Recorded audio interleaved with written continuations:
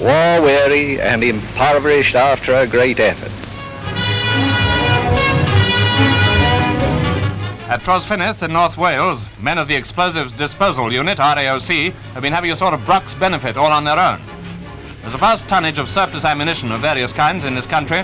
Whenever it's profitable and feasible, the stuff is broken down to recover useful metal. But in many cases, this can't safely be done. Hence these scenes of careful preparation for a series of big bangs and spectacular blow-ups.